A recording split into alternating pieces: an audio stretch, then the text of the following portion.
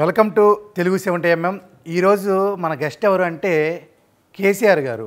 అంటే కేసీఆర్ గారు అంటే ఆ కేసీఆర్ గారు కాదు, ఆ కేసీఆర్ గారిని ఇన్స్పైర్ అయ్యారనమాట. ఆ వ్యక్తి ఎవరు అంటే రాకింగ్ రాకేష్ గారు. వెల్కమ్ అన్న.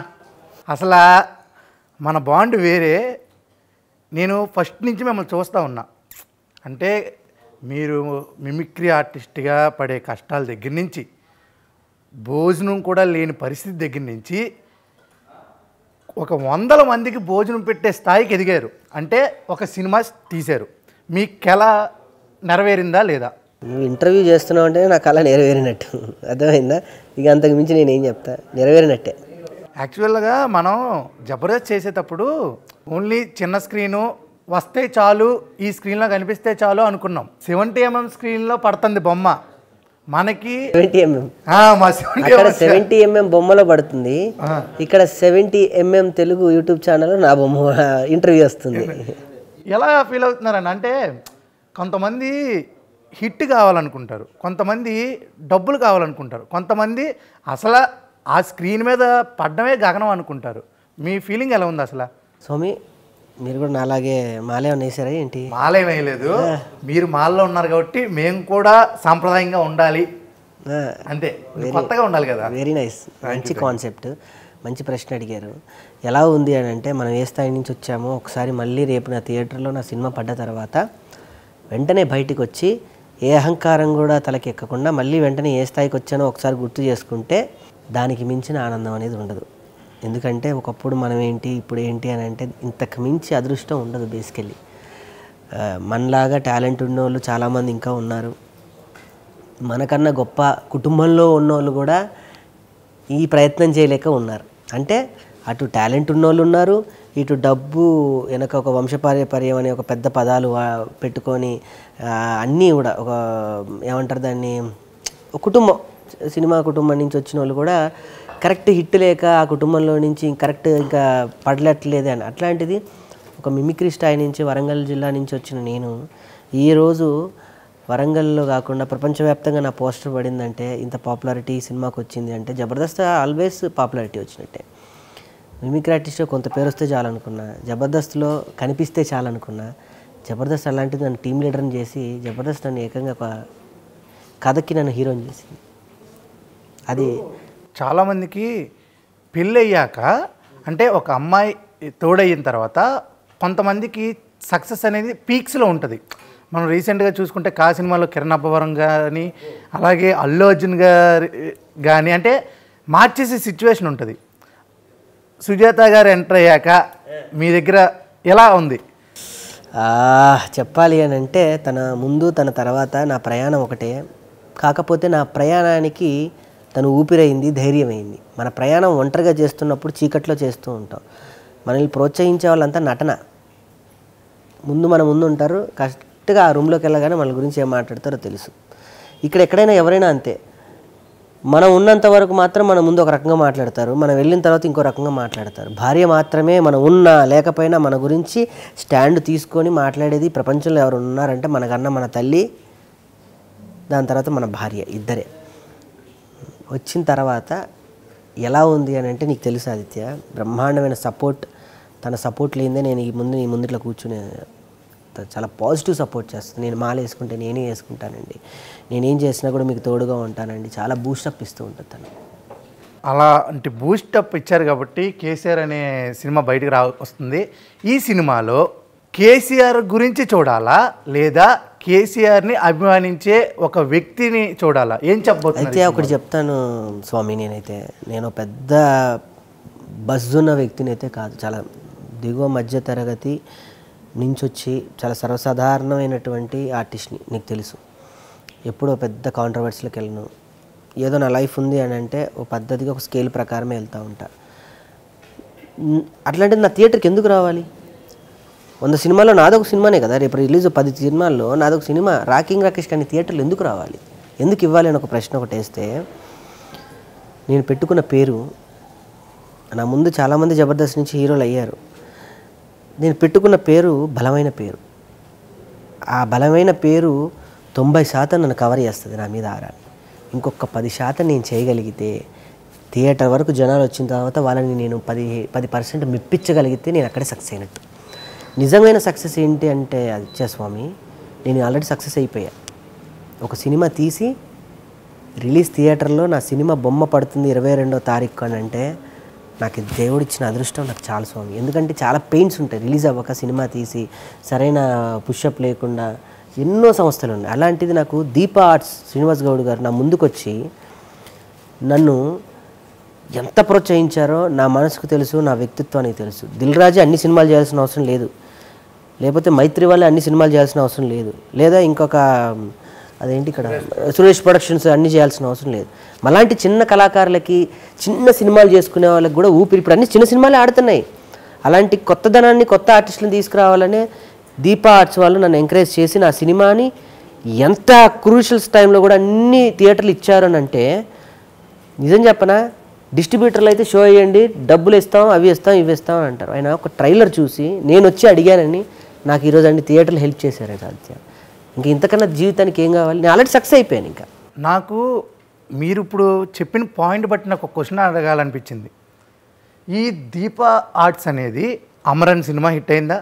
సార్ వాళ్ళే చేశారు. అలాగే వెక్టాయం అని అది సార్ వాళ్ళే చేశారు. అలాంటి 2 సక్సెస్ అయిన తర్వాత దాని సక్సెస్ మీకు కూడా రావాలని మనస్ఫూర్తిగా కోరుకుంటున్నా. Thank you so much. ఈసారి కూడా ఇలాంటి సినిమాలు మీకు మళ్ళా ఇంకో 4-5 సినిమాలు ఇండస్ట్రీలో ఎన్ని ఉంటే అన్ని సినిమాలు చేయాలని నా కోరిక ఏంటంటే వాళ్ళు నా మీద పెట్టిన ప్రతి రూపాయి వాళ్ళకి వచ్చేయాలి. దాని తర్వాత నేనేమైపోతాను అని పక్కన పెడితే మనల్ని నమ్మి మనం బాగుంటాం, కానీ వాళ్ళు బాగున్నారంటే నాలంటూ 100 మంది వస్తారు.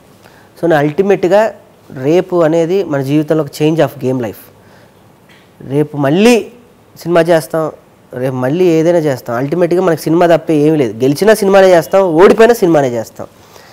అల్టిమేట్గా మన సినిమా గోల్ కాబట్టి కొన్ని గంటల్లో రిజల్ట్ అనేది తెలిసిపోతుంది. ఇంకా ఉంది నువ్వు గంటలు కూడా నువ్వు లుంగి కూర్చోబెట్టి నన్ను కూర్చోబెట్టి మాట్లాడుతున్నావు, 100 పనులు ఉన్నాయి, నువ్వేమో ఇంటర్వ్యూ అంటావు. ఇంకోటి ఏంటంటే చాలా మంది అంటే కానీ మీరు అన్న పెద్ద పెద్ద సంస్థలు తీసుకోలేదని మీకు చిన్న బాధ ఉంది. చిచి తీసుకోలేదన్న బాధ కాదు. దిల్ రాజు గారి దగ్గరికి వెళ్ళి నా సినిమా ప్రీలీజ్కి ఆహ్వానించాను. ఆయన వస్తా అన్నారు, చాలా హ్యాపీగా మాట్లాడారు నాతో. చాలా అలాంటి వ్యక్తి నాకు టైం ఇవ్వడమే నా లైఫ్లో ఎక్కువ అచీవ్మెంట్. నాతో బాగా వాళ్ళకున్న టెన్షన్లు వాళ్ళకు ఉంటాయి స్వామి. మనం ఏదో ఈజీగా తీసేస్తాం, మనం ఏదో మనకు టైం ఇవ్వలేదు, మనకు చేయలేదు అంటాం.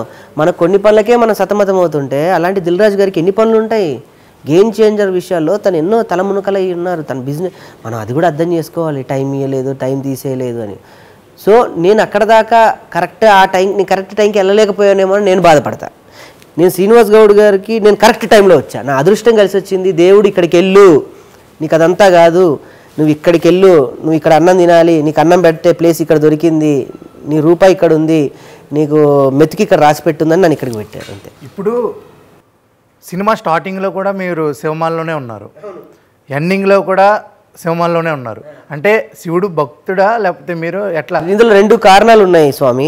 ఒకటి, నాకు ఎవరి అండ లేకపోయినా నాకు దేవుడు అండ ఉందని అంటే నాకు ఆయన ఉండాలని వేసుకున్నా. రెండోది, నేను ఏదైనా సినిమా అంటే ఒక మామూలు విషయం కాదు. ఒక 100 మందిని మెయింటైన్ చేస్తూ ఉండాలి, వాళ్ళతో మాట్లాడుతూ ఉండాలి. ఇందులో అందరికీ కోపం వస్తుంది. చివరికి పోస్టర్ అంటించే వాళ్ళకి కూడా కోపం వస్తుంది స్వామి. ఇక్కడ ఎవరికి తెలుసా కోపం రాకూడదు? ఒక ప్రొడ్యూసర్కి రాకూడదు. ప్రొడ్యూసర్ కోపం వచ్చిందనుకో మొత్తం కథ మారుతుంది. అందుకే ప్రశాంతంగా కూల్గా ఉండాలి. ఈ టీలు అందించే వాళ్ళకి కూడా కోపం వస్తుంది లాస్ట్కి, కానీ ప్రొడ్యూసర్కి మాత్రం కోపం రాకూడదు. ఎందుకు అని అంటే మనం కోపడితే వాళ్ళకు కూడా బాధ అనిపిస్తుంది. ఆ ఇన్ని తగ్గించుకోవాలి. వయసు అలాంటిది ఆదిత్య. ఇప్పుడు 70, 50, 40, 50, 30 వచ్చాయంటే ఆ జీవితంలో అన్నీ తెలుస్తాయి మనకి. మన వయసు చాలా ఉడుకు రక్తంతో కూడిన వయసు. ఆ వయసులో ఉన్నప్పుడు మనం అన్ని కంట్రోల్ చేసుకోవాలి. కోపాన్ని, బాధని, ఉద్రేకాన్ని, ఎవరో ఏదో అంటారు, దానికి తిరిగి మనం అక్కడ సమాధానం చెప్పామనుకో అక్కడే ఆగిపోతాం, వాళ్ళతోనే ఆగిపోతాం. సైలెంట్గా వచ్చేస్తే ఏమైంది? మన ప్రయాణం మన అల్టిమేట్ గోల్ సినిమా కదా. వాళ్ళకి సమాధానం చెప్పుకుంటూ కూర్చున్నాం అనుకో అడిగిన ప్రతి ఒక్కరికి, అక్కడే ఆగిపోతాం మనం. ఆల్రెడీ మీరు కలలు కన్నారు, ఒక కలలు కానీ ఒక ఇల్లు అనేది కొనుక్కోవడం జరిగింది. అక్కడ మేము గృహప్రవేశం రావడం జరిగింది. అయితే అలాంటి కళలు కొందాం, మళ్ళీ ఇంకో ఇల్లు కొందాం త్వరలో. కాదు, అలాంటి కళలు కన్నప్పుడు ఇల్లు కొనుక్కుని మళ్ళా ఇంకో కళ కోసం, అంటే హీరో అవ్వాలనే కళ కోసం. నేను హీరో అవ్వాలని సినిమా తీయలేదు, ఫస్ట్ పాయింట్. నా సినిమానే కథ హీరో. ఈ కథ నేను చాలా మంది హీరోలకు చెప్పా. ఆ చెప్పిన హీరోలు కూడా నాకు ఫోన్ చేసి ఇంత బజ్ తీసుకొస్తావని నాకు తెలియదు, ఇంత బ్రహ్మాండంగా చేస్తావని నీకు తెలియదు. శ్రీకాంత్ గారు నన్ను ఏమన్నారు తెలుసా? శ్రీకాంత్ గారు అబ్బాయికి సినిమా చేద్దాం అనుకున్నా. శ్రీకాంత్ గారు నాకు ఫోన్ చేసి, నా కొడుకు చేస్తే ఎలా ఉంటుందో నా కొడుకు కన్నా అంత బాగా చేసావు, అది ఎవరికి రాసి పెట్టుండాలో వాళ్ళకి రాసి పెడుతుంటుంది రాకేష్, చాలా బాగుంది, నువ్వైతేనే సెట్ అయ్యావు. లేదు సార్, ఆయన ఉండుంటే కొంచెం మార్కెట్ భూమి ఉంటుంది కదా, సినిమా బాగుంటే మార్కెట్ అది ఆటోమేటిక్గా వస్తుంది అంతే. కేసీఆర్ గారు చేత లాంచ్ చేశారు, నాకు చాలా హ్యాపీ అనిపించింది. ఈ సినిమా కేసీఆర్ గారికి చూపించారా? త్వరలో అంటే ఇప్పుడు 22, 23 వరకు కొంచెం టెన్షనే. ఈ సినిమా కేసీఆర్ గారే నాకు మాట ఇచ్చారు, ఈ సినిమా నేను చూస్తా అని. ఇది ఇప్పుడు ఏదైతే బజ్ ఉందో అది అవుతుంది. కేసీఆర్ గారు చూసి కేసీఆర్ గారు మారిన తర్వాత ఇది చాలా మారుతుంది. ఒక కేసీఆర్కి చూపించాను, రేవంత్ రెడ్డికి చూపిస్తాను, ఎవరి పార్టీలు ఉన్నారో వాళ్ళకు షో వేసి చూపిస్తాను నేను ఇంకోటి ఏంటంటే, కేసీఆర్ కాంపౌండ్ దగ్గర నుంచి డబ్బులు పెట్టారు అని ఒక చిన్న రూమర్ ఉంది. ఆ డబ్బులు పెట్టే వాళ్ళు ఉండుంటే నా సినిమా గీతా ఆర్ట్స్ రిలీజ్ చేసేది.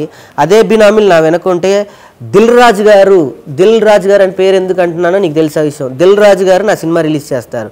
అదే డబ్బు పెట్టి అదే బీఆర్ఎస్ పార్టీ నా వెనకుంటే మైత్రి వాళ్ళు చేసేవాళ్ళు. పార్టీలు ఉన్నప్పుడు వీళ్ళంతా అక్కడ చేరి భజన బృందాలే కదా వీళ్ళంతా.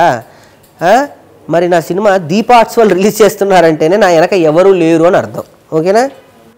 అది నేను అందుకని చెప్తున్నా, మీ లోపడున్న ప్రతిదీ నాకు తెలుసు, మీ నోటిలోంచి రావాలి, అది నా నోట్లోంచి వస్తే ఎవరు వినరు కదా. అలాగే చిన్ని చరణ్ గారు, మన చరణ్ అన్న, అర్జున్ అన్న మ్యూజిక్ అయితే అసలు సూపర్ కొడతాడు. అసలు ఆయన్నే తీసుకోవాలని మీకు ఎలా అనిపించింది? ఈ సినిమా నేను తీయటంతో పాటు నా ప్రతి సీను వెనక మ్యూజిక్ కూడా మాట్లాడాలి. ఆ మ్యూజిక్ మాట్లాడేంత డెప్త్ ఎవరు ఇవ్వగలరు అని అంటే చరణార్జున్ అన్న. ఎందుకంటే అంత సెన్సిబిలిటీ ఉన్న పాటలు కానీ, అంత సెన్సిబిలిటీ ఉన్నటువంటి విషయాలు, నీదో రాయి నాదో శిల్పి కానీ, విమానం తర్వాత ఎక్కడో ఉన్నాడు ఆ వ్యక్తి. ఇప్పుడు పీపుల్ టెక్ మీడియాలో 3 సినిమాలు ఏవో చేస్తున్నారు వరుసగా, మైత్రిలో ఒకటి చేస్తూ ఉన్నారు. ఇవన్నీ పక్కన ఉండంగా కూడా నా సినిమాకి అంత గొప్ప బ్యాక్గ్రౌండ్ మ్యూజిక్ ఇచ్చాడు అని అంటే బికాజ్ ఆఫ్ నాకు ఆయనకున్న బాండింగ్. తమ్ముడు నిలబడితే ఇంకెక్కడో పై స్థాయిలో ఉంటాడని కథ నమ్మిన వ్యక్తి చరణార్జున్ గారు. దాని తర్వాత డైరెక్టర్ గారి గురించి చెప్పాలి. ఎన్నో గొప్ప సినిమాలకి సిన్ ఫోటోగ్రఫీ గరుడవేగ అంజీ గారు. రాజశేఖర్ గారి లైఫ్లోనే బిగ్గెస్ట్ గ్రాస్ తీసినటువంటి సినిమా గరుడవేగ. దాని తర్వాత బుజ్జి లారా పెద్ద హిట్, 10th క్లాస్ డైరీ అన్నీ, అది కూడా అన్ని పెద్ద సినిమాలు చేసి తమిళ్లో ఒక 30 సినిమాల వరకు చేసిన వ్యక్తి నా సినిమా డైరెక్షన్ చేసి సినీ ఫోటోగ్రఫీ చేశాడంటే ఈ సినిమాలో ఏ డెప్త్ ఉందో మీరు అర్థం చేసుకోవచ్చు. అది అంత పెద్ద పెద్ద టెక్నీషియన్స్ పెట్టుకున్నారు, రిలీజ్ ఎలక్షన్స్ ముందెందుకు పెట్టుకోలేకపోయారు? అంటే దేవుడు అప్పుడు చెప్పారు, నువ్వన్నట్టే అప్పుడు రిలీజ్ చేస్తే నీ వెనక బినామీలు ఉండుంటారు, నీ వెనక ఎవరో పెద్ద పెద్ద వాళ్ళు ఉండుంటారు, ఆగు స్వామి నీ కష్టాన్ని తెలిసే టైం ఒకటి వస్తుంది అని ఇప్పుడు రిలీజ్ చేయిస్తున్నాడు ఈ సినిమా. అరిచే వాళ్ళు బోల్డ్ మంది ఉంటారు, మనం వాళ్ళని పట్టించుకోకూడదు. మీరు ఆ బజ్లో ఉన్నప్పుడు రిలీజ్ చేసి ఉంటే ఇప్పుడు కథ వేరు ఉండేది, 3 సినిమాలు ఉండేది కాదు. ఇప్పుడు ఇంకో కథ ఆల్రెడీ అయ్యి రిలీజ్లో ఉండేది కదా. నేను చేస్తాను, నేను నెక్స్ట్ కథ సినిమా ఆల్రెడీ మొన్న ప్రీలీజ్ ఈవెంట్లో అనౌన్స్మెంట్ చేయాలి. అంతమంది గెస్ట్లని అంతమందిని చూసుకోవడం నా వల్ల కాలేదు. ఆ రోజు ప్రీలీజ్ ఈవెంట్లో అదే నేను గెస్ట్లు ఎక్కువ అయ్యారు, ప్రేక్షకులు తక్కువ అయ్యారు. క్వశ్చన్ ఇప్పుడు నాకు అదే, కొన్ని ఫంక్షన్లో ఏమన్నారంటే నేను పిలుస్తున్నాను వాళ్ళకున్న బిజీలో రాలేదు అని అన్నారు. కానీ నిన్న ఫంక్షన్లో అసలు గెస్ట్లు ఎక్కువైపోయి, అవును మీరు ఏంటంటే రోజా గారు కానీ తర్వాత ఎవరిని చూసుకోవాలి, నేను అక్కడ అందరిని ఇద్దరిని చూసుకుని ఇద్దరిని చూసుకోవాలి, మెయిన్ వాళ్ళని చూసుకోవాలి. మీ గురించి ఎంతమంది వచ్చారో, ఎంతసేపు ఉన్నారో, మిమ్మల్ని కలవకుండా సరే బిజీగా ఉన్నాడు అని వెళ్ళిపోయిన ఆర్టిస్టుల పేర్లు కూడా నాకు తెలుసు. అవును. సో ఈ ముఖంగా ఇక్కడ వరకు కట్ చేసి మాత్రం నువ్వు కళ్యాణ్ కృష్ణ గారికి పంపించాలి. డైరెక్టర్ కళ్యాణ్ కృష్ణ గారికి, అలాగే బిగ్ బాస్ సోనియా గారు వచ్చారు, దాని తర్వాత సింగర్ నోయల్ గారు, నేనే దగ్గర నుంచి చూసుకున్నా కదా అందరిని. అందుకే వాళ్ళందరికీ నేను క్షమాపణలు అడుగుతా ఉన్నా. క్షమాపణ అంటే పెద్ద పదం. మీరు ఇచ్చిన ఈ ప్రేమను నేను అక్కడ ఉన్న పరిస్థితుల వల్ల నేను కరెక్ట్గా యూటిలైజ్ చేసుకోలేకపోయినా, నీ తమ్ముడుగా నీ కుటుంబంలో సభ్యుడుగా కళ్యాణ్ కృష్ణ అన్న నేను క్షమాపణ కొడుతూ ఉన్నాను డైరెక్టర్ గారికి. లేకపోతే ఆయన అంత పెద్ద డైరెక్టర్ నా సినిమాకి రిలీజ్ రావడమే నాకు ఎక్కువ. నాకు ఆ టెన్షన్లో నాకు అది అయిపోయింది. వెంటనే పిలిచా, మళ్ళీ లేరు సార్. సార్ బిజీ ఉంటారు, 2 hours ఉన్నారు, కూర్చోబెట్టించా నేను. 2 hours ఆయన నా కోసం ఉన్నారంటే సార్ చాలా థ్యాంక్స్. దాని తర్వాత నోయల్ గారు అన్న చాలా థ్యాంక్స్ నోయల్ స్వామి. రఘు కుంచే సార్ ఆయన ఉన్నారు నా కోసం. తర్వాత బిగ్ బాస్ సోనీ గారు madam I'm so blessed, thank you very much. And ఇంకొకటి హిమజా గారు పాపం వెయిట్ చేశారు. నాకు అన్ని పేర్లు గుర్తున్నాయి. దాని తర్వాత సాయి చంద్ గారి మా వదిన రజనీ సాయి చంద్ గారు, ఆవిడ అందరు జానీ మాస్టర్ గారు ఒక వేరే లెవెల్. అంటే ఎక్కడికి ఇప్పటి వరకు కెమెరా ముందుకి రాలేదు, అంటే సిచ్యువేషన్ వేరేగా ఉన్నప్పుడు అలాంటి అతను నీ కోసం నిలబడి రావడం అంటే అది ఏం చెప్తామని అసలు ఆ మాట నాకైతే ఏడుపు వచ్చింది. ప్రేమ, అంత ప్రేమ ఉన్న వ్యక్తి అసలు వచ్చి అలా మాట్లాడడం ఏంటి అసలు. అలాగే వేణుస్వామి గారు వాళ్ళ ఆవిడి రావడం ఏంటి. అందరు అంటే ఒక మాట చెప్పగానే మన కోసం వచ్చారంటే వాళ్ళు మనకి ఎంత విలువ ఇచ్చారు, మన జీవితంలో వాళ్ళకి ఇంకెంత విలువ. జానీ మాస్టర్ గారు యాక్చువల్లీ ఒక ఇన్సిడెంట్ తర్వాత ఆయన మీడియాకి రావాలంటేనే కాస్త అంటే బాధని కాదు కానీ ఒక రకమైన ఎందుకు ఇలా చేశారు మీడియా వాళ్ళంతా కలిసి నన్ను. ఒక వ్యక్తి చేసిన తప్పు కుటుంబాన్ని అంతా కూడా ఎప్పుడైనా స్వామి ఒక వ్యక్తి యొక్క దెబ్బ కొట్టు ఆ వ్యక్తి పడతాడు, మళ్ళీ కొట్టు పడతాడు. ఎప్పుడు కూడా కడుపు కొట్టద్దు, ఆ కుటుంబం మీద కొట్టద్దు. ఎంత కష్టపడితే నేషనల్ అవార్డు వస్తుంది నాకు తెలుసు. రేపు నేను ఈ సినిమాని ఆస్ట్రేలియాలో December 26వ తారీఖున ఇంటర్నేషనల్ పొలిటికల్ ఫిలిం ఫెస్టివల్లో ఈ సినిమా వేస్తున్నా. అక్కడ దాకా నా సినిమా వెళ్తుందంటే నేను ఎంత కష్టపడ్డానో నాకు తెలుసు. సాయి రాజేష్ గారు లాంటి నేషనల్ అవార్డు డైరెక్టర్ నా కోసం ప్రసాద్ ల్యాబ్కి వచ్చి మాట్లాడాడు. నేషనల్ ఆర్టిస్ట్ అనసూయ నా కోసం వచ్చి మాట్లాడింది. నేషనల్ అవార్డు అంటే ఈజీ నాట్ ఏ జోక్ కా స్వామి, ఎంత కష్టం ఉంటుందో నాకు తెలుసు. అలాంటి కష్టాన్ని కొట్టారు. చెట్టు కొడితే చెట్టు ఎదగడానికి కొన్ని సంవత్సరాలు పడుతుంది. ఈజీగా యాక్సో బ్లేడ్తో కోసి పడేస్తే 1 నిమిషంలో అయిపోద్ది. అలా జరిగింది. హీరో గారి అల్లు అర్జున్ గారికి నేషనల్ అవార్డు రాగానే మనం దేశవ్యాప్తంగా గర్వించాం. అలాంటి గర్వించదగ్గ కొరియోగ్రాఫర్ మళ్ళీ ఇంకొకరికి వచ్చింది అన్న, అలాంటి కొరియోగ్రాఫర్కి వచ్చినప్పుడు మీ ఫీల్ అంటే ఆ రోజు అసలు తెలుగులో చాలా అరుదైన వ్యక్తులకే వచ్చింది నేషనల్ అవార్డు. మనకి రాదా తెలుగు వాళ్ళని నేషనల్ అవార్డు. తమిళ్ నాకు తెలిసి నాకు 2 ఉన్నారు. శివశంకర్ మాస్టర్ గారికి నేషనల్ అవార్డు ఉంది, ధీర ధీర పాటకు వచ్చింది. తర్వాత ఉన్నాయి ఇంకో 3-4 సినిమాలు. కానీ ఒక తెలుగువాడై ఉండి ఒక చిన్న సర్వసాధారణమైన ఒక కుటుంబంలో పుట్టి ఒక డాన్సర్గా, డాన్స్ మాస్టర్లు అంటే అప్పట్లో తమిళ మాస్టర్లు అందరు తెలుగులో తమిళే. ఒక తెలుగు వ్యక్తి కూడా భారతదేశాన్ని ఊపగలని జానీ మాస్టర్ నిరూపించాడు. అన్న నా కోసం రావడం నిజంగా ఆయన జీవితంలో నేను రుణపడి ఉంటాను అన్నకి. రోజా గారు ఇక ఈ టాపిక్ అయితే ఏపీ పాలిటిక్స్లో సంచలనం. అలాంటి రోజా గారు ఓటమిని చూసిన తర్వాత బయట ఫంక్షన్లకి ఎప్పుడూ రాలే, కానీ one and only one man కోసం వచ్చారు, కొడుకు కోసం, మీకోసం వచ్చారు. ఎలా ఉంది అసలు ఆ ఫీలే? మినిమం 3 గంటలు 3 గంటలు ఉంచారు. ఎందుకంటే జనరేటర్ బిల్ అంత వచ్చింది కాబట్టి నాకు తెలుసు. 3 గంటల అంటే మనం ఏమి ఇవ్వగలం ఆదిత్య వీళ్ళందరికీ? మళ్ళీ తిరిగి వాళ్ళకి ఏమి ఇవ్వలేము. వాళ్ళు చూడని డబ్బు కాదు, వాళ్ళు చూడని స్థాయి కాదు, వాళ్ళు చూడని దర్పాలు కాదు, వాళ్ళు చూడని నగలు కాదు, వాళ్ళు చూడని పెద్ద హీరోయిన్. 150 సినిమాలు చిరంజీవి గారి పక్కన వేసుకోవాలి. అలాంటి హీరోయిన్ నా కోసం వచ్చి ఎలా కూర్చుంది అంటే నాకు తెలిసి ఆవిడ హీరోయిన్గా చేసినప్పుడు కూడా అంతసేపు ఉండరు లేదు కదా. ఆవిడే అన్నారు, నాకు అన్నం పెట్టింది కూడా ఆవిడే. లాస్ట్కి ఎవరు లేరు. మొత్తం అంతా జరిగిన తర్వాత కాళ్ళు నొప్పులు పుడుతున్నాయి అమ్మ అంటే పైకి రాని నన్ను కూర్చోబెట్టి ఇంత అన్నం పెట్టింది.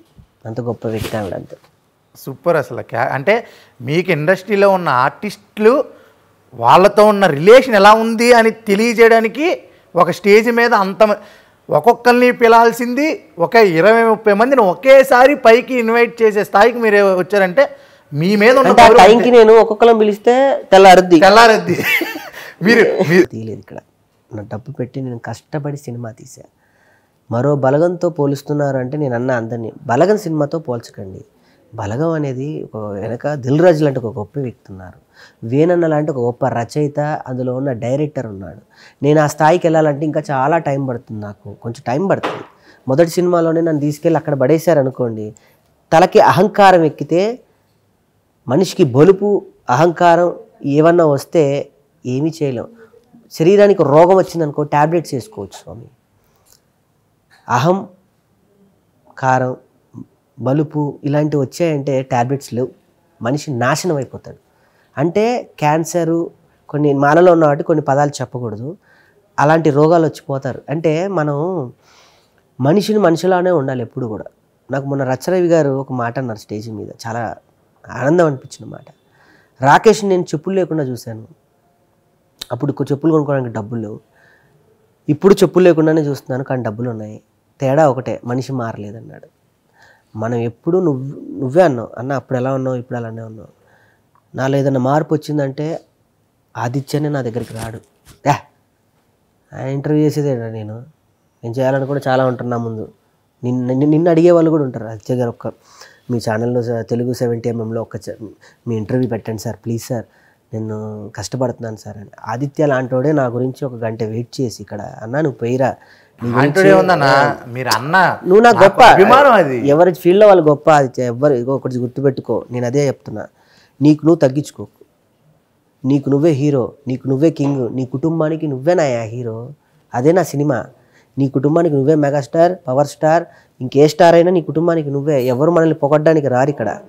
మీకు మీ అమ్మకి నువ్వే హీరో, గుర్తుపెట్టుకో. మీకు గుర్తుందా ఒక మూమెంట్, నేను స్టేజ్ మీద ఒక మాంత్రికుడి క్యారెక్టర్ చేశా. అవును, నేను బయటికి రాగానే అప్రిషియేషన్, అంటే రోజా గారు మెచ్చుకుని పక్కన పెట్టేస్తే మీరు రాగానే ఏందిరా తమ్ముడు, ఏంది ఎట్లా చేసేవేందిరా, నేను ఎప్పుడు అనుకోలేదు కదా ఇంత ఉందా నీలో అని అన్నారు. అప్రిషియేషన్ అనేది మీరు ఎవరినైనా చేయాలి. అయితే అట్లా అప్రిషియేషన్ చేస్తేనే ఈరోజు ఈ స్థాయిలో ఉన్నాం. మనం ప్రోత్సహించకపోతే ఎందుకంత అహంకారం ఎందుకు?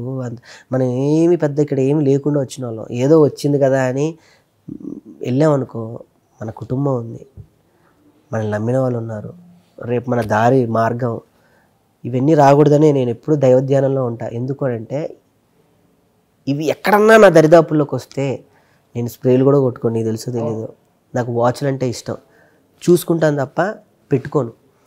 నా దగ్గర ఉన్న ఖరీదు వాచ్లు అమ్మితేనే మళ్ళీ నేను ఇల్లు అన్నావు చూడు అవి నేను తెచ్చుకోగలను తెలుసా. నా దగ్గర ఉన్న వాచ్లు అమ్మితేనే నా టైం మారుతుంది, నా టైం చూపించే నా వాచ్లు అమ్మితేనే నా జీవితం టైం మారుతుంది. యూ కెన్ ఒక్కసారి ఇమాజిన్ చేయి ఎలాంటి ఖరీదైన వాచ్లు నా దగ్గర ఉంటాయి. నాకు ఎన్ని గిఫ్ట్లు వచ్చి కాదు, ఎన్ని స్టేజ్ షోస్ చేశారు, ఎన్ని అబ్రాడ్ షోస్ చేశారు, సో రికార్డ్ అనేది నాకు తెలియదు. బికాజ్ అది నాకు ఇష్టం. నాకు ఇంకోటి ఏమంటున్నానంటే, మీరు చిన్నపిల్లలతో స్కిట్ చేసి, అంటే ముసలోళ్ళ దగ్గర నుంచి అదే చిన్నపిల్లోడి దగ్గర మొత్తం అందరూ చూసి మెచ్చుకుంటారు, అంటే మీ స్కిట్లు చూసి నవ్వుతుంటారు. అలాంటి అందరూ ఆడియన్స్ చూస్తారు కాబట్టి ఈ సినిమా అందరూ ఆడియన్స్గా, లేకపోతే నోటర్ ఉంటారు కొంతమంది వాళ్ళక.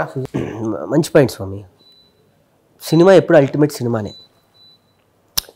సినిమాకి మాత్రమే ఒక వర్గం ఉండదు, సినిమాకి మాత్రమే ఒక భాష ఉండదు, సినిమాకి మాత్రమే ఒక కుల మత ప్రాతిపాదికలు ఉండవు. బికాజ్ నేను చెప్పేది ఏంటంటే, ఈ పార్టీకి ఎక్కడో ఒక కాంతార అనే ఒక సినిమా, ఒక రగ్గుడు ఆ ప్రాంతానికి సంబంధించిన సినిమా తెలుగులో రిలీజ్ చేస్తే కాంతార అన్నాం.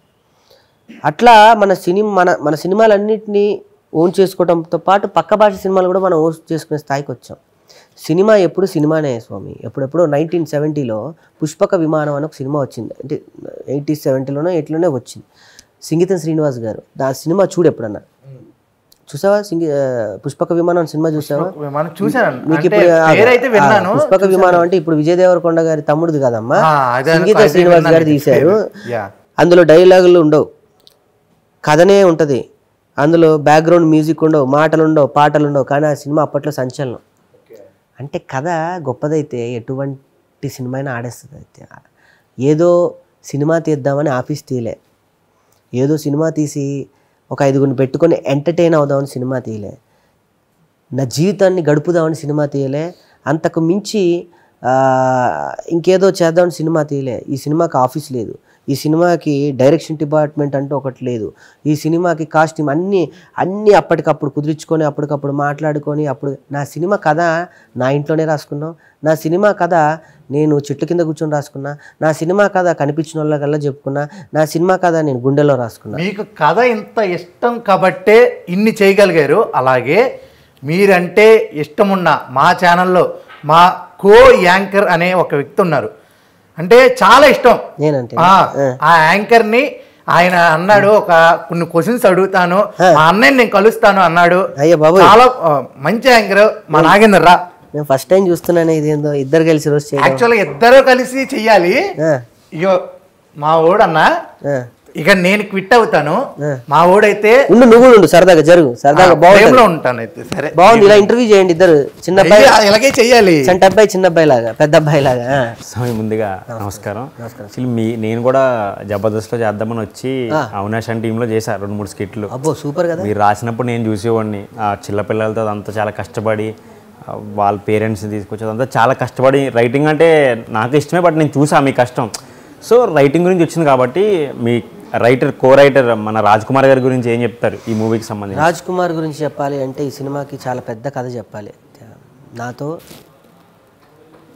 ప్రయాణమై వరంగల్ నుంచి వచ్చినటువంటి నేనేలాగో రాజ్ కుమార్ కూడా అలాగే చాలా దిగువ మధ్యతరగతి కుటుంబం నుంచి వచ్చాడు రాజ్ కుమార్.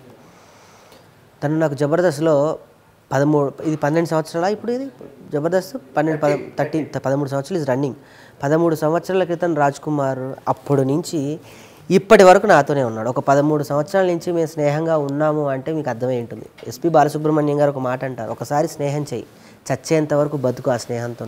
మంచో చెడో, వాడు మర్డర్ చేశాడో, వాడు ఇంకొకటి చేశాడో, వాడు మంచోడు కాదు, వాడు చెడ్డోడో, నిన్నాడు తిట్టాడా పొగిడా అని అట్లా మా మధ్య గొడవలు జరిగాయి. మా మధ్య విడగొట్టడానికి చాలామంది ట్రై చేశారు. నా గురించి చెప్పి అతని గురించి చెప్పి నాకు ఎన్నో కానీ ఒక బాండింగ్ అనేది మాది క్రియేట్ అయింది, ఒక వ్యాక్యూమ్ క్రియేట్ అయింది. ఒక వ్యాక్యూమ్ క్రియేట్ అయినప్పుడు ఏంటంటే వేవ్ లెన్స్లో అర్థమైపోద్ది, మనం ఏమనుకుంటున్నాం వాళ్ళ ఇంతే కదా, రాకేష్ అంతే కదా అన్నప్పుడు అర్థమైపోద్ది. అది భార్యాభర్తల మధ్య మాత్రమే వర్కౌట్ అయ్యే బాండింగ్ అది. అలాంటిది మళ్ళీ మా దగ్గర వర్కౌట్ అయింది.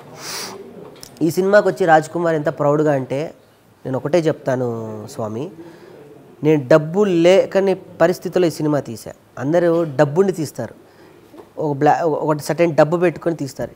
ఈ డబ్బు లేని పరిస్థితుల్లో నేను ఒక్కని సినిమా అంతా రాసేసుకొని, యాక్చువల్లీ సినిమా దానికన్నా ముందు నవీన్ అనే ఒక వ్యక్తి ఉండాలి నాతో పాటు. అది పక్కన పెడితే రాజా డైలాగులు బ్రహ్మాండంగా రాస్తాడు. ఈరోజు మేము జబర్దస్త్లో ఈ స్థాయిలో ఉన్నానంటే అది బికాజ్ ఆఫ్ రాజ్ కుమార్. నేను చెప్పే డైలాగులే నువ్వు చూసావు, పిల్లలందరినీ కూర్చోబెట్టి ఆ డైలాగులని పాపం ఎట్లా రాస్తాడు మరి, అంత గొప్పగా రాసి నేనున్నా చెప్పు అంటే అందరిని కూర్చోబెట్టి అల్టిమేట్గా డైలాగ్స్ పేలితేనే కదా స్కిట్ పేలేది. నా సక్సెస్లో 50% కాదు, నేను 10% అయితే 90% రాజ్ కుమార్కి ఇస్తాను. అంత గొప్ప రాసి అందరూ నేను రైటర్ అని పెన్ను పేపర్లు పెట్టుకొని అబ్బా నేను ఇక్కడ రాయాలి అక్కడ రాయాలి, మీరు ఇప్పుడు కథ చెప్పారా నేను వారం తర్వాత ఇస్తా, నువ్వు ఇప్పుడు స్కిట్ అనుకో 10 రోజుల తర్వాత రాసిస్తా అంటాడు. రాజ్ కుమార్ అనే ఒక వ్యక్తి మాత్రమే కొట్టి నీకు ఇస్తా, రాసి ఇచ్చేస్తా 5 నిమిషాల్లో.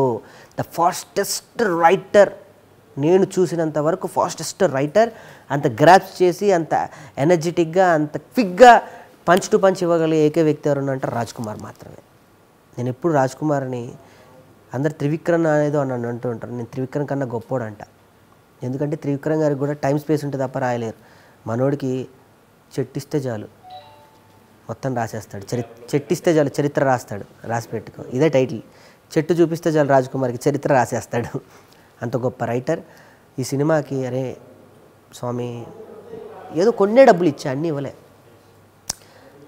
డబ్బుల కోసం ఇబ్బంది పెట్టిన వాళ్ళు కూడా ఉన్నారు, అది వేరే టాపిక్. ఎవరైతే డబ్బు కోసం పనిచేస్తారో వాళ్ళు అక్కడికే కట్ అవుతారు, ఎవరైతే పేరు గురించి పనిచేస్తారో నాతో ఉంటారు. చివరి వరకు నాతో ఉన్నవాళ్ళు రాజ్ కుమార్. డబ్బులు ఇచ్చానో ఇవ్వలేదో మా మధ్య తెలుసు, ఎంత తీసుకున్నాడో ఎంత ఇచ్చానో నాకు తెలుసు. ఆయన విద్వత్తుకి ఆయన స్థాయికి నేను ఇచ్చింది కేవలం ఒక బఠానీ గింజ మాత్రమే. నాకు చేసిన పని కొండంత. ఈరోజు ఇందులో ఒక్కొక్క డైలాగ్ పేలుతుంది స్వామి. నన్ను ఉడతం చేసి ఆంజనేయ స్వామి అంత ఎత్తుకి తెచ్చాడు. ఇందులో కొన్ని డైలాగులు విపరీతమైన ప్రజాదరణ పొందుతా ఉన్నాయి. రేపు సినిమా నువ్వు కూడా చూస్తావు డెఫినెట్గా. ఇంత బాగా రాశాడు రాజ్ కుమార్ అన్న, ఇట్లాంటి రైటర్ ఎక్కిపోయాడు అని ఈ సినిమా తర్వాత నాకు ఎప్పుడు రాజ్ కుమార్ అంటూ ఉండేవాడు, అరే నేను సినిమా చేసినప్పుడు నీకు గొప్పగా నేను రాస్తా, నీ కెరియర్కి నేను బాటేస్తా అన్నాడు. తెలుసో తెలియకో దేవుడు నాతో ఈ సినిమా చేయించి రాజ్ కుమార్కి బాటేశాడు. ఈ సినిమా తర్వాత రాజ్ కుమార్ అనే స్థాయి ఇండస్ట్రీలో ప్రతి ఒక్కరు, బుర్రా సాయి మాధవ్ గారు, కొంతమంది రచయితలు ఉన్నారు, ఆ స్థానానికి రాజ్ కుమార్ గారు డెఫినెట్గా వెళ్తారు. నాకు చాలా ప్రౌడ్గా ఉంది. అంటే ఇంకొక విషయానికి వస్తే, ఇప్పుడు మీ జీవితంలో 2 మహాలక్ష్మిలు ఉన్నారు కదా. అవును. రీసెంట్గా నామ కూడా పాప పుట్టింది, మీ మూవీ రిలీజ్ అవ్వడం, సో ఇవన్నీ దగ్గరగా జరగడం. బిడ్డలు స్వామి. ఈ బిడ్డ 14 ఏళ్ళుగా కొట్లాడుతుంటే ఆ బిడ్డ నాకు 10 ఏళ్ళలో 9 నెలల్లోకి బయటకు వచ్చింది. నాకు మొదటి బిడ్డ ఈ బిడ్డే, నాకు రెండో బిడ్డ, 2 బిడ్డలు.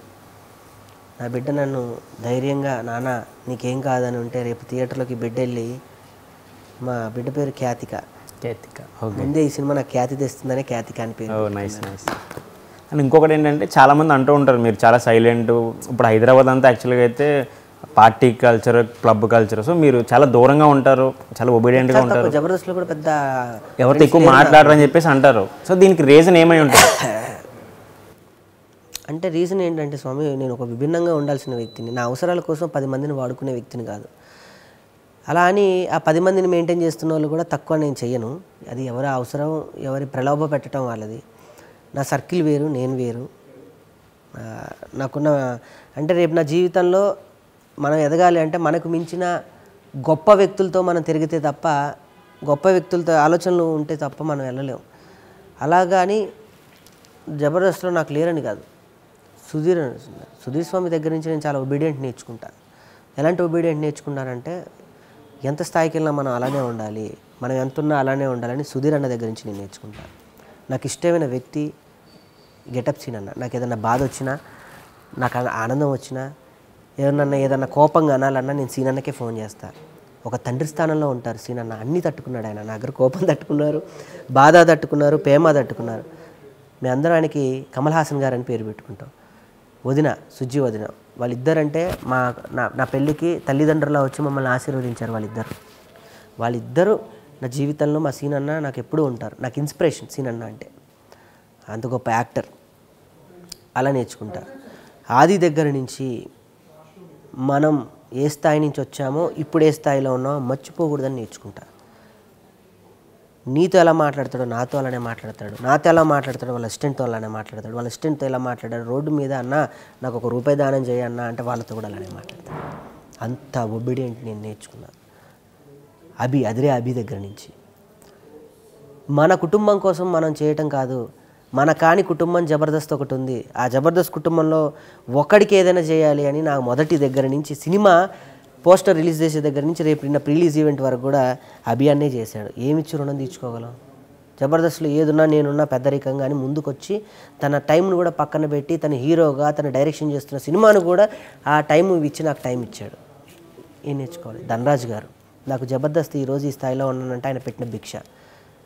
ధనరాజ్ గారు లేకపోతే నేను ఇక్కడ కూర్చునేవాడిని కాదు, మీరు నన్ను ఇంటర్వ్యూ చేసేవాళ్ళు కాదు. ఆయనకి నేనేమిచ్చి ఏం రుణం తీర్చుకోవాలి? అలా ఒక్కొక్క ఆర్టిస్టుల దగ్గర నుంచి ఒక్కొక్కటి మనం నేర్చుకోవాలి అని నేను చెప్తా. నేను ఇలానే ఉంటా, నేను ఇలానే చేస్తా అంటే, ఇప్పుడు ట్రైన్ వస్తుంది స్వామి, నేను ఇలానే ఉంటా అంటే పోద్ది, అది కొట్టుకుపోతావు. కొంచెం పక్కకి జరిగితేనే కదా జీవితం అనేది నీకు నేర్పిస్తుంది. నేను ఇలానే ఉంటా, ఇలానే చేస్తా అంటే అంతే. అలాగే చాలామంది అడిగిన క్వశ్చన్ ఏంటంటే, అక్కడికి వచ్చిన వాళ్ళు కూడా చాలామంది అనుకున్నారు రోజా గారు వచ్చారు, నాగబాబు గారు రాలేదు అని చాలామంది అడిగారు. అంటే మీరు పిలిచారా? అంటే నేను పిలవాలనుకొని ట్రై చేశాను. తెలిసిన తర్వాత కూడా మనం బాధపడతాం. ఆయనకి కొంచెం మోకాళ్ళ నొప్పులకు సంబంధించి ఏదో చిన్న సర్జరీ ఏదో జరిగింది. ఆ టైంలో మనం వెళ్ళి ఇబ్బంది పెట్టకూడదు. లేకపోతే ఆయన కూడా నా ప్రేమగా నా గురించి వస్తారు.